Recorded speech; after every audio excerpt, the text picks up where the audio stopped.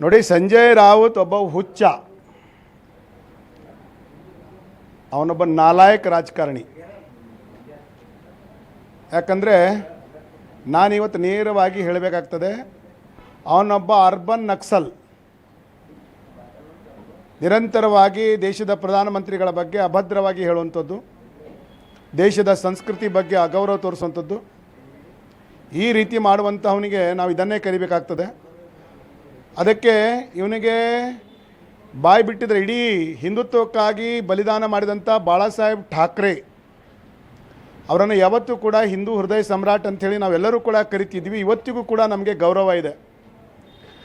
ಅಂಥ ಹಿಂದುತ್ವದ ದೊಡ್ಡ ಮಟ್ಟದಲ್ಲಿ ಬೆಳೆಸಿದಂಥ ಪೂಜನೀಯ ಬಾಳಾ ಸಾಹೇಬ್ ಠಾಕ್ರೆ ಅವರ ಮಕ್ಕಳನ್ನು ದಾರಿ ತಪ್ಪಿಸಿ ಇವತ್ತು ಅವರ ವಿಚಾರದ ವಿರುದ್ಧವಾಗಿ ಕರ್ಕೊಂಡು ಹೋಗಿದ್ದು ನೋಡಿದರೆ ಈ ಸಂಜಯ್ ರಾವುತ್ ಎಷ್ಟು ನೀಚ ಇದ್ದಾನೆ ಅನ್ನೋಂಥದ್ದು ಗೊತ್ತಾಗ್ತದೆ. ಅದಕ್ಕೋಸ್ಕರ ಇಂಥವ್ರ ಜಾಗ ಉಚ್ಚ ಆಸ್ಪತ್ರೆಗಳಲ್ಲಿದೆ.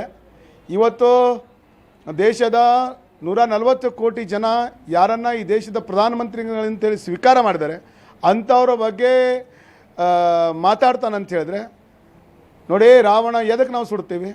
ಯಾವತ್ತೂ ಕೂಡ ರಾವಣನ ಒಳ್ಳೆತನಕ್ಕೆ ಸಮಾಜ ಪೂಜೆಯನ್ನು ಮಾಡ್ತದೆ.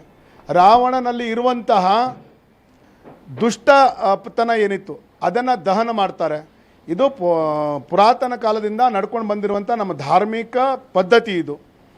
ಆದರೆ ಅದರ ಹೆಸರು ಬಳಸ್ಕೊಂಡು ಇವತ್ತು ದೇಶದ ಪ್ರಧಾನಮಂತ್ರಿಗಳ ಮೇಲೆ ನೇರವಾಗಿ ಇದನ್ನು ಮಾಡಲಿಕ್ಕೆ ಪ್ರಯತ್ನ ಮಾಡಿದ್ದಾನೆ. ಇವನನ್ನು ಒಳಗೆ ಹಾಕಬೇಕು ದೇಶದ ಸರ್ಕಾರ.